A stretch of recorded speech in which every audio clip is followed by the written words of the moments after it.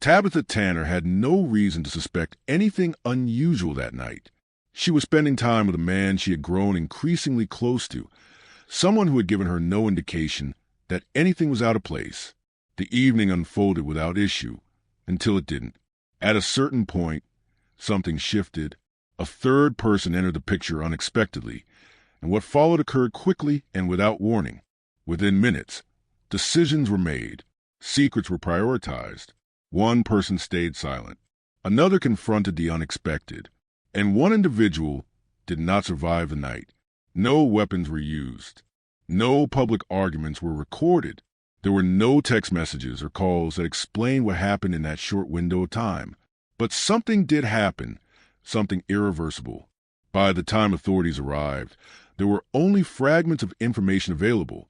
The person at the center of it all provided little clarity, and the official story remained inconsistent. The apartment where it all took place held no obvious signs of violence. Yet the outcome was fatal. The cause of death raised questions, but the motive was harder to find. There were no known enemies, no prior threats, and no public disputes. Only one moment that changed everything. In the hours and days that followed, investigators began piecing together details that painted a more complicated picture than it first appeared. What seemed like a simple visit turned into something far more sinister. And the truth, when uncovered, would raise more questions than it answered. What happened inside that apartment in the final 10 minutes of Tabitha Tanner's life, and why, would become the focus of a quiet investigation. But one fact was certain: the story didn't end where it began. If you enjoy real crime stories that uncover the truth, don't forget to subscribe. Your support helps us share real cases, spread awareness, and give a voice to those who can't speak for themselves. Before we begin, let us know in the comments, where are you watching from, and what are your thoughts as the story unfolds? Welcome to True Crime Uncovered, where we examine the cases that shake communities and expose what happens behind closed doors. Real stories, real people, real impact. Subscribe now and turn on notifications. You won't want to miss what's coming next.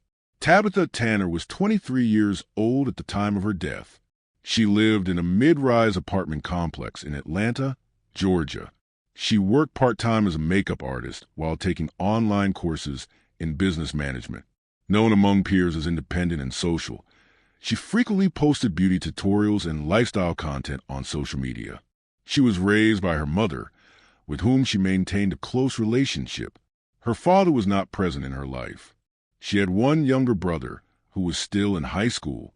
Tabitha had completed high school locally and was pursuing an associate degree online, while working freelance gigs to support herself. Tabitha did not have a known criminal record or history of threatening interactions with anyone, according to available police documentation. Publicly, she was not in a declared relationship. Her online presence showed no posts featuring a romantic partner, but messages later uncovered in her phone revealed she had been seeing someone privately.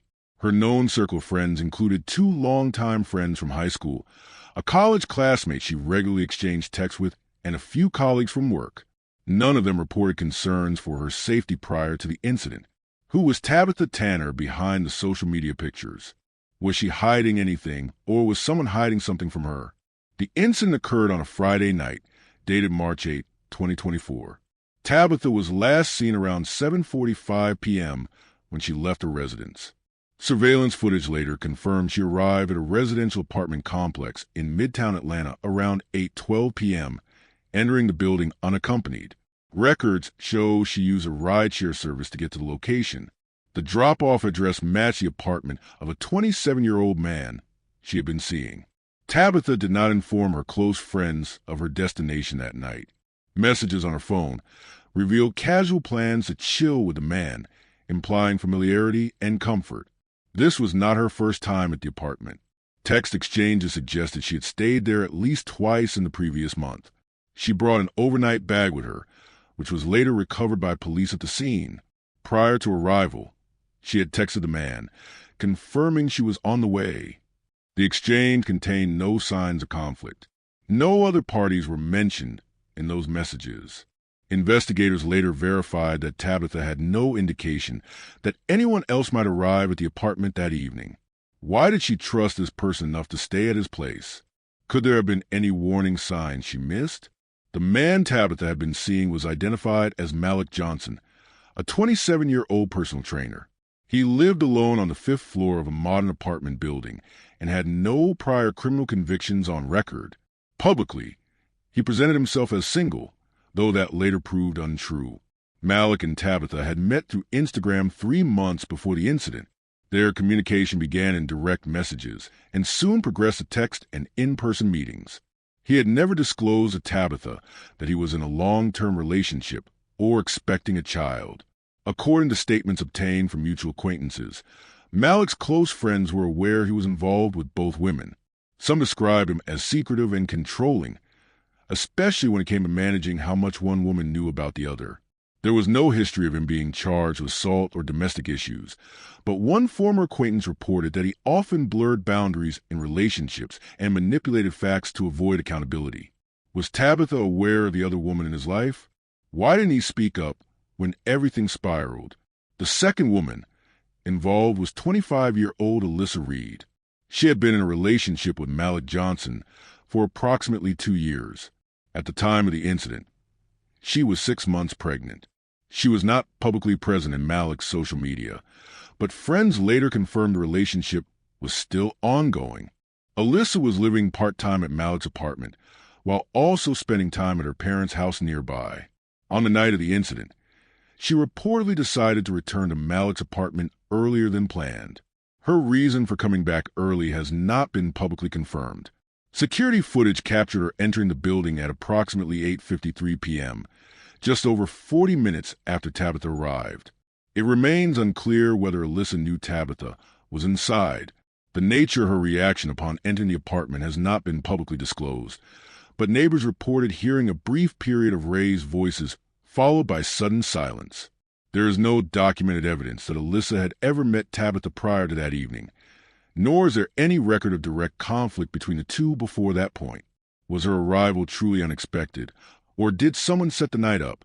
Did she witness what happened, or was she also kept in the dark? The key window of the incident spans from approximately 8:55 p.m. to 9:05 p.m. During this time, the only confirmed facts are that all 3 individuals were inside the apartment. By 9:07 p.m., a call was made to emergency services reporting a woman had fallen from a balcony. Tabitha's body was found on the pavement directly below the 5th floor balcony. She was pronounced dead at the scene. The fall was estimated at approximately 50 feet. The apartment showed no significant signs of struggle, no broken furniture or blood.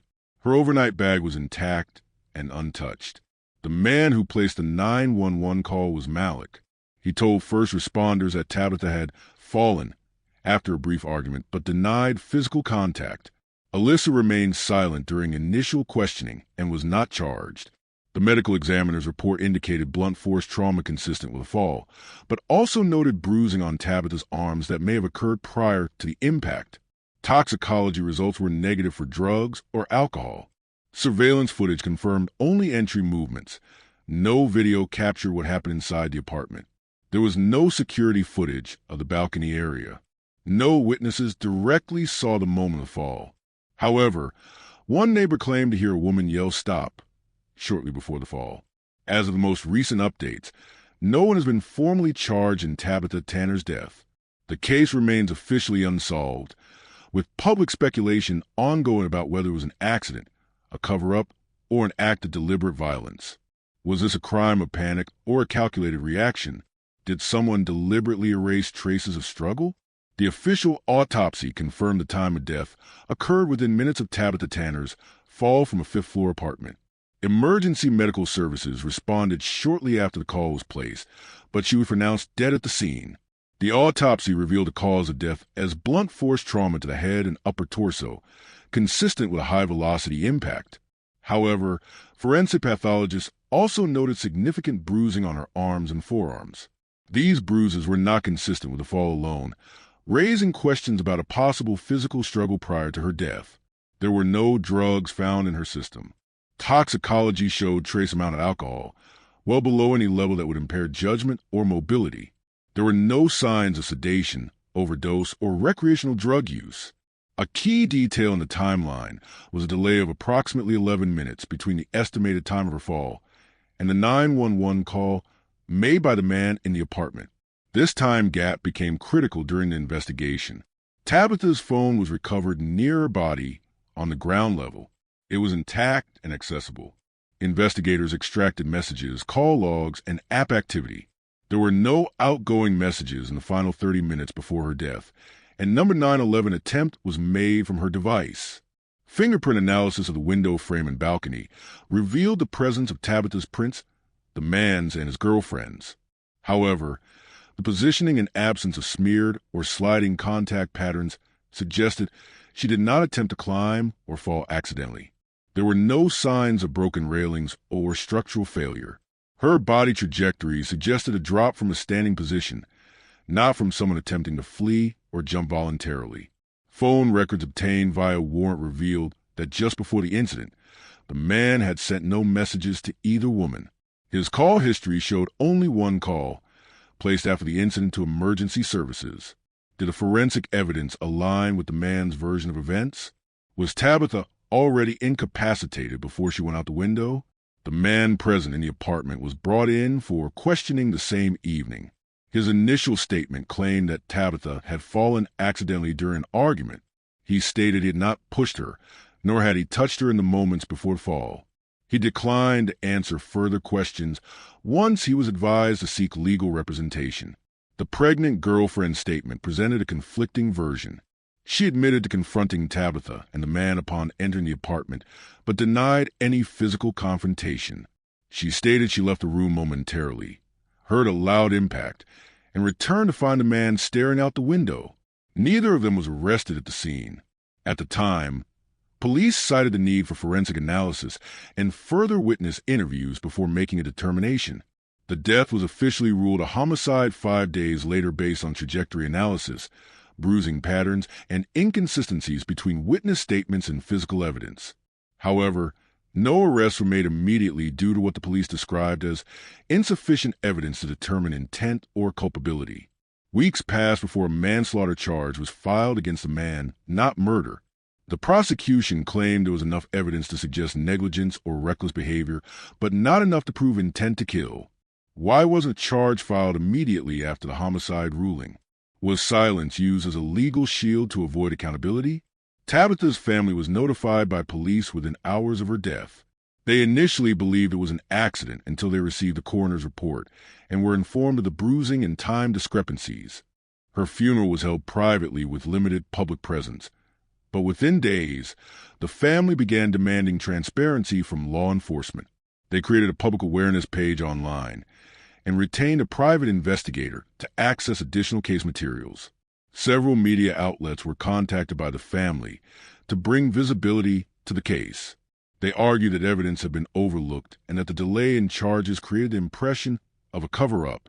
Local women's advocacy groups joined in, citing the lack of immediate action as part of a broader issue in cases involving violence against women. Was Tabitha's relationship with the man known to her family? Did investigators intentionally delay updates to suppress public attention? The case received modest initial coverage from local news stations. It was not until a viral TikTok video summarized the known facts and raised suspicions that national platforms began to pay attention. The hashtag Justice for Tabitha trended briefly on Twitter, generating thousands of comments and speculations. Several conspiracy theories emerged, including allegations that the man had political or police connections. These were unverified and never confirmed by official sources. Online detectives and independent journalists shared court documents, police reports, and autopsy findings. Public opinion turned sharply against the man and his girlfriend, with many questioning why both remained free during most of the investigation. Did the media's involvement push the case further than law enforcement did? Were there digital clues overlooked in the official investigation? The manslaughter charge proceeded to court 6 months after Tabitha's death. The man pleaded not guilty. His legal team argued there was no proof of direct contact that led to her fall and stated the bruises could have occurred during consensual or non-hostile interaction. The trial lasted 9 days. The jury was presented with forensic evidence, autopsy results, text logs, and conflicting testimonies. The girlfriend did not testify. Ultimately, the jury returned a not guilty verdict, citing lack of direct evidence that the man had pushed or lifted Tabitha through the window. A wrongful death civil suit was later filed by the Tanner family. It remains pending. Did the legal system deliver justice or avoid responsibility? Was this a case lost or lack of evidence, or a lack of truth? No public confession or clarification has ever been provided by the individuals involved. There are sealed portions of police files related to the final statements made by the man and his girlfriend. These have not been released due to legal restrictions. Since the trial, other women have anonymously come forward online alleging manipulation by the same man, though none have filed formal complaints. Authorities have not reopened the case. The full truth of what occurred in the final minutes of Tabitha Tanner's life remains officially unresolved. If this incident could be dismissed as an accident despite evidence of foul play, how many more go unpunished? When silence becomes strategy, who protects the victims? If you found this story as gripping and heartbreaking as we did, don't forget to like this video and share it with others. And if you want to hear more true crime stories that uncover the mysteries behind these tragic events, make sure to subscribe to our channel and turn on the notification bell. You won't want to miss our latest stories, updates, and discussions. Thank you for joining us on this journey to seek justice and explore the truth. Together, we can make a difference. Until next time, stay safe and stay aware.